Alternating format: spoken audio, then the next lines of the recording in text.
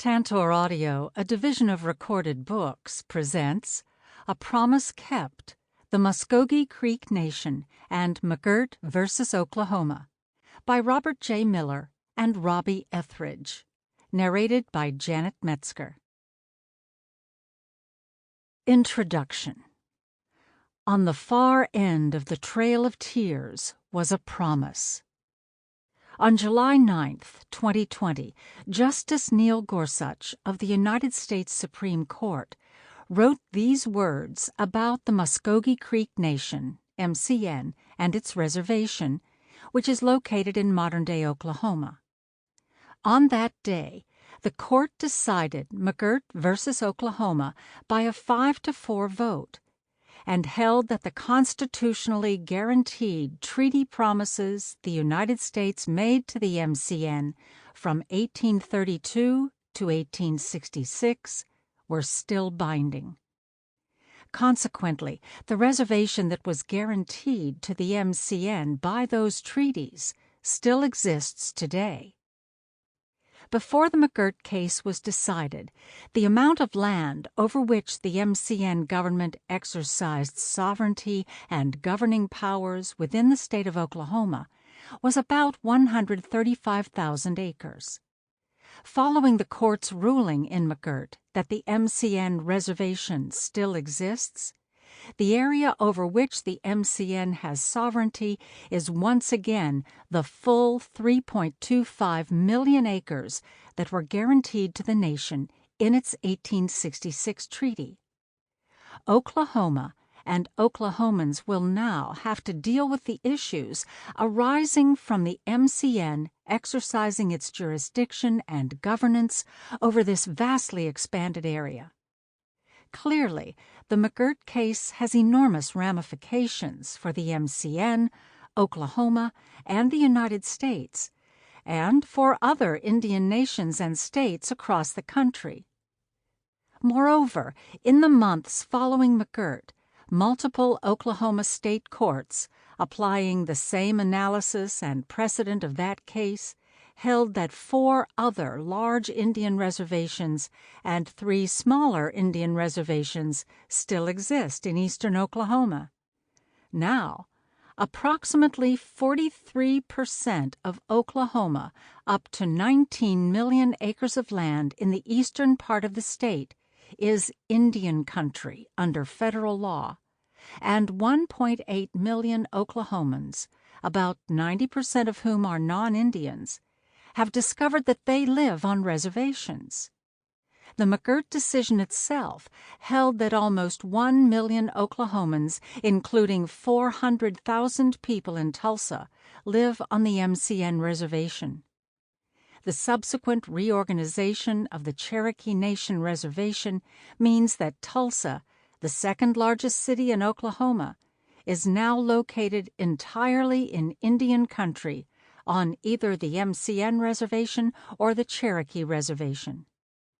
These court cases have already led to significant changes in the daily life and law of the state, and have created major issues and questions about day-to-day life and governmental sovereignty and jurisdiction over these areas and Oklahomans.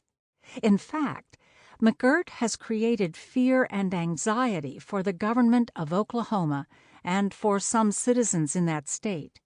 Governor Kevin Stitt, who is Cherokee, stated on May 17, 2021, "I don't think there's ever been a bigger issue for Oklahoma." Despite its new status, the Oklahoma case is not unique. Other states also have large areas of Indian country within their borders, and Indian nations and state governments have cooperated for decades. For example, 27% of the land mass of Arizona is within a reservation and is thus Indian country, and Indian nations own 50% of the water in that arid state. The 22 Indian nations in Arizona have litigated issues with the state in past decades, and today these governments look to have acclimated to this reality. Through respectful relationships and negotiations, they have entered into agreements and handled many issues cooperatively. Hopefully, once Oklahoma and the Indian nations in that state adjust to the changes McGirt produces, the initial fears raised by Governor Stitt and others will be addressed and ameliorated. In fact, Oklahoma and 39 Indian nations located within it have for decades worked out governance, taxation, and other issues via negotiations and by entering into more than 650 agreements called compacts. But McGirt and the state cases in Oklahoma that have followed, along with the fact that 43% of the state is now Indian country, raise the possibility of significant, wide-ranging, immediate, and long-term impacts on Oklahoma and Indian nations.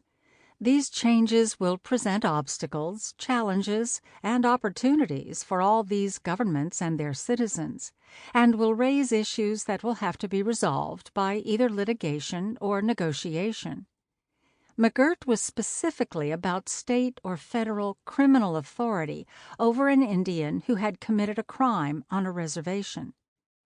Oklahoma argued vigorously to the Supreme Court, and has argued ever since, that the case is crucial because it could lead to thousands of Indian inmates being released from state prisons. The state has continued to be concerned about the civil and tax law implications of McGirt as well. In fact, the Oklahoma Tax Commission released a report 2 months after the case was decided, in which it estimated that the state would lose $72.7 million in income tax revenues each year, face an additional $218 million in state income tax refund claims, and see an annual reduction of $132 million in state sales and use taxes. The outcome for the state's finances from McGirt is potentially so serious that the credit rating organization Standard & Poor felt it necessary to announce right after the ruling that it would not immediately lower the state and county government's credit ratings due to the case. Besides these immediate and critical impacts on the state's criminal jurisdiction and the reduction of state and local tax revenues, the full impact of McGirt on Oklahoma, the Indian nations, and all their citizens will play out over the next several decades and beyond. In the chapters to come, we will examine the history and law in regard to the Muscogee Creek Nation and its reservation, the Indian Territory, Oklahoma, and the McGirt decision, as well as the consequences that have already ensued and those that will likely follow. We have divided the book into 2 parts. Part 1, A Brief History of the Muscogee Creek Nation, offers an overview of the MCN from its 17th century origins as a political entity into the 21st century, with a focus on treaties, legislative acts, and court rulings that are pertinent to the McGirt case. Chapter 1 lays out the origins and early history of the Creek Confederacy, as it was known at the time, and its relationships with first the British and then the U.S. government. Chapter 2 takes the listener through the removal of the Creeks from the American South to the Indian Territory, which is now the eastern part of Oklahoma.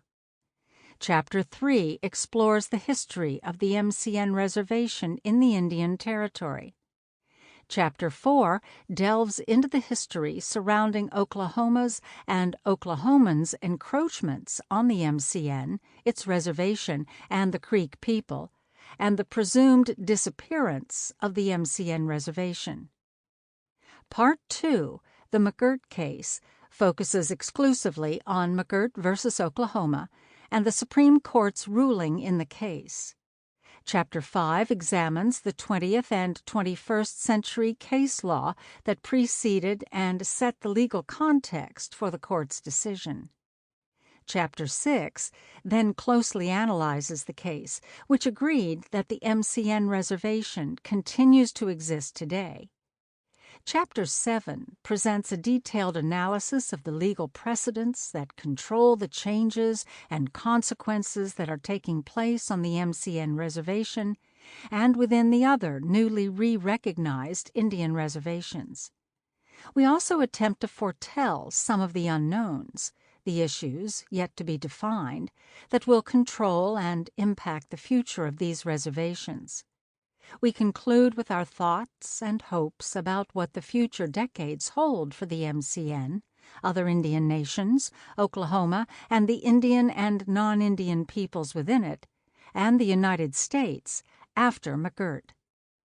Fundamental to the McGirt case are the definitions of Indian reservations and Indian country. The tangled history of native and colonizer relationships, however, makes those definitions not so clear.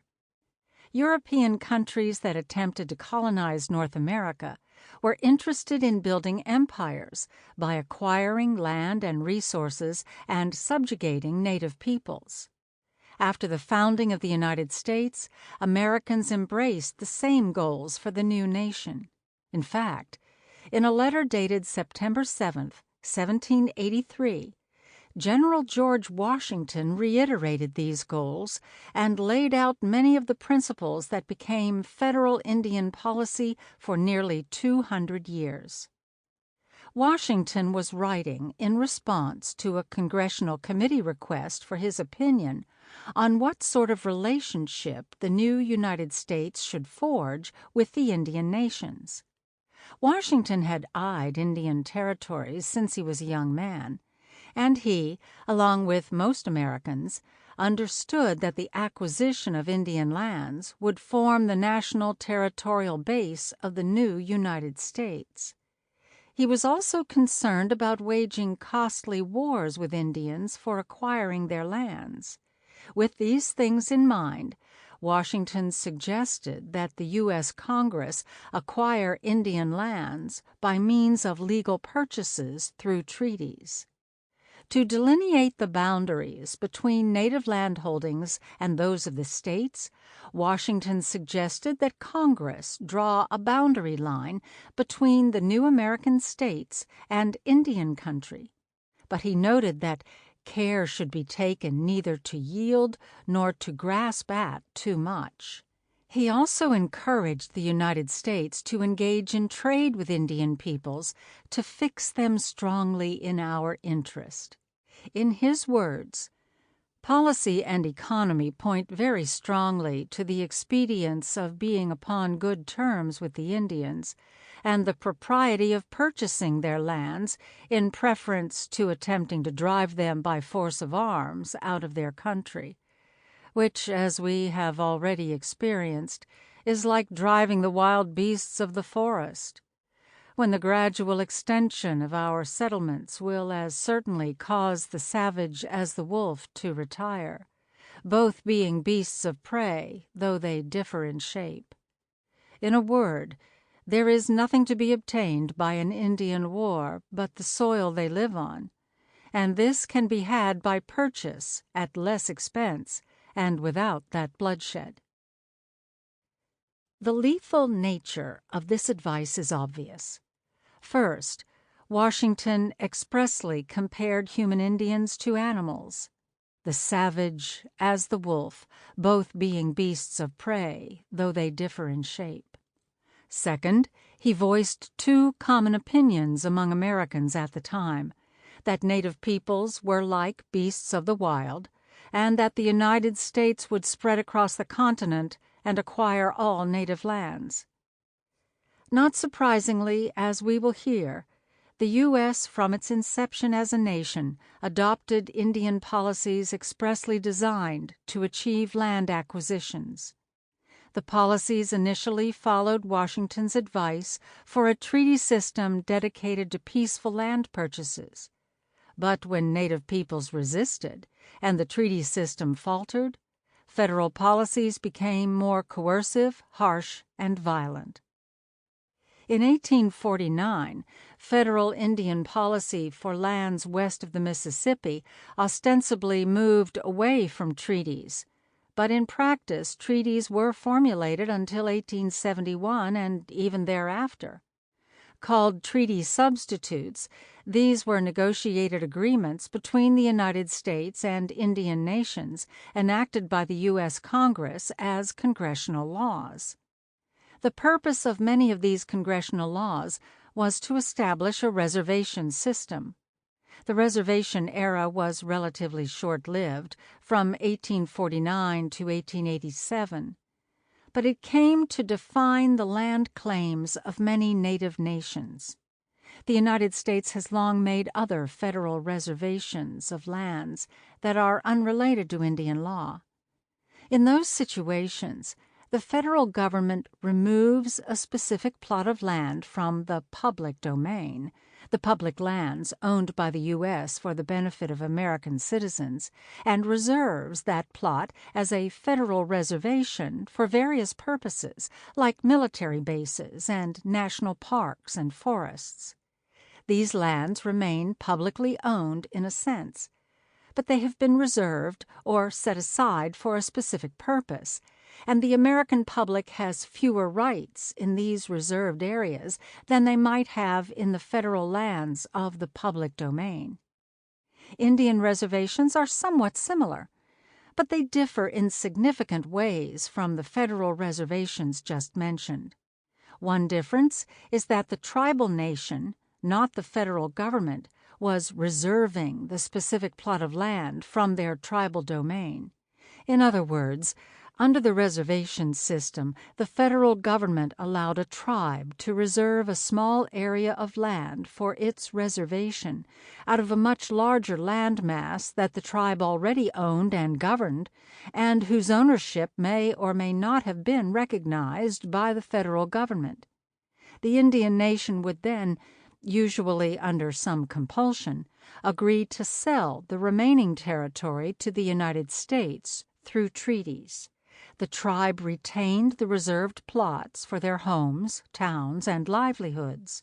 These reserves became known as reservations, and the lands were held in common by the indigenous nation and not as individual private properties.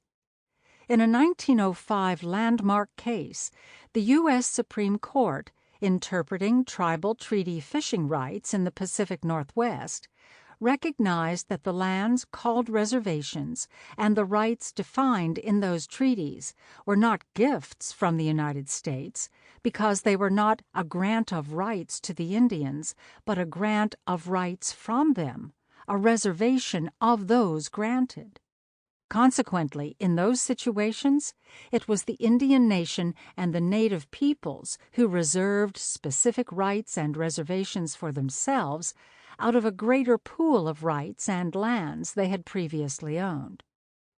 In other situations, including that of the MCN, reservations of land are different. For one, the removed tribes, such as the MCN, were not given an opportunity to reserve plots of their original homelands. Rather, the United States coerced them into signing removal treaties, wherein the tribes agreed to sell all of their homelands and move to lands across the Mississippi River that the U.S. had previously claimed and had reserved for the removed tribes, the so-called Indian Territory. These removal reserves, then, can be properly characterized as having been established by the U.S. with the agreement of the removed Indian nations. So, while one might be technically correct to say that the United States did the reserving, the Creek Nation and other removed tribes had agreed by treaty to sell their lands in the East to the U.S., and to remove and accept lands in modern-day Oklahoma and elsewhere. The term Indian country includes all Indian reservations, and it is within these areas that tribal governments primarily exercise their sovereignty, jurisdiction, governance, and authority. State governments and state jurisdiction are largely excluded from Indian country. Consequently, the definition and existence of Indian reservations are crucial to tribal sovereignty, jurisdiction, and governance. The sovereignty and governmental powers of Indian nations are at their strongest in Indian country, and state sovereignty and jurisdiction are at their weakest. In addition, federal power, sovereignty, and jurisdiction are also increased when land, peoples, and events are within Indian country, because this increases the application of various federal laws in this area, and it is where the majority of federal laws regarding Indian affairs apply. Today, there are over 330 Indian reservations in the lower 48 states. In 1948, Congress used a variety of U.S. Supreme Court cases to draft a statute, 18 United States Code Section 1151, to specifically define Indian country for purposes of federal criminal laws. The court has applied this same definition to civil law issues. Under Section 1151, Indian country includes a. all lands within reservation borders, even if some of it is owned in fee simple title by non-Indians, and even if it includes, for example, easements or rights-of-way for highways, railroad lines, pipelines, and telephone lines. B. Dependent Indian communities, a complex subject that we need not address, and C. all Indian allotments when the land is still held in trust, that is, when the legal owner is the United States and the land is held in trust for an Indian nation or an individual Indian. It is noteworthy that until the McGirt case was decided, most people assumed there were no reservations in Oklahoma, and that the only Indian country in the state consisted of small allotments of land that were still owned by Indian nations or individual Indians and held in trust by the United States. Now that the Supreme Court and several state courts have re-recognized 5 large reservations and, to date, at least 3 smaller ones in eastern Oklahoma, there is a lot more Indian country in the state under 18 U.S. Code Section 1151A. The dissent from the McGirt ruling argues that the MCN reservation was disestablished through the General Allotment Act of 1887. We devote much of Chapter 3 to the Allotment Act. In sum, the act was intended to fragment the tribally owned land base by moving all native lands from communal ownership to individual private ownership. It retained the sole right of the U.S. Congress to treat with tribal nations, and it also was explicit that part of the allotment agenda was to dismantle tribal governments and to bring the tribes wholly under federal jurisdiction. When allotment ended in 1934, many Indians in Oklahoma Indian Country had lost their lands in unethical land swindles, which resulted in a checkerboard pattern of ownership by Indians and non-Indians. However, one thing is clear. Although the intention of allotment was to limit tribal and Indian ownership of the lands within reservations, it did not, in fact, disestablish the boundaries of the MCN reservation. Lands owned by Creek people, as well as Creek Township lands and other public Creek lands, were still within the MCN reservation. That reservation can only be disestablished through an act of Congress. The United States Supreme Court decides major cases impacting American law and life every year. Some decisions reverberate for decades, like the abortion case of Roe v. Wade in 1973 and the school desegregation case of Brown v. Board of Education in 1954. The court also decides several Indian law cases every year. Some of these decisions might alter federal Indian law or have a major impact on a particular Indian nation. But sometimes an Indian law case drops like a bombshell and creates impacts that take decades to reveal themselves and to be dealt with. McGirt v. Oklahoma is that kind of case. On July 9, 2020, the Muscogee Creek Nation Reservation was re-recognized as encompassing 3.25 million acres in eastern Oklahoma. This entire area is Indian country under 18 U.S. Code Section 1151A. In addition, Oklahoma state courts subsequently re-recognized 4 other reservations for the Cherokee, Seminole, Choctaw, and Chickasaw nations, and 3 smaller reservations. Oklahoma now has approximately 19 million acres of re-recognized Indian country in the eastern part of the state, and the renewal of tribal and federal jurisdiction and sovereignty over those enormous areas.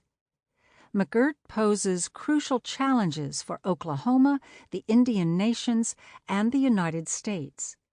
These governments will have to address and settle a multitude of issues in future negotiations, litigations, and perhaps legislative efforts in tribal, state, and federal legislatures.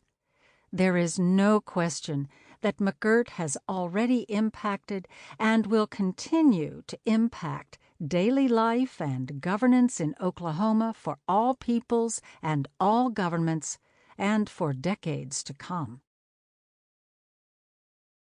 Part 1. History of the Muscogee Creek Nation. 1.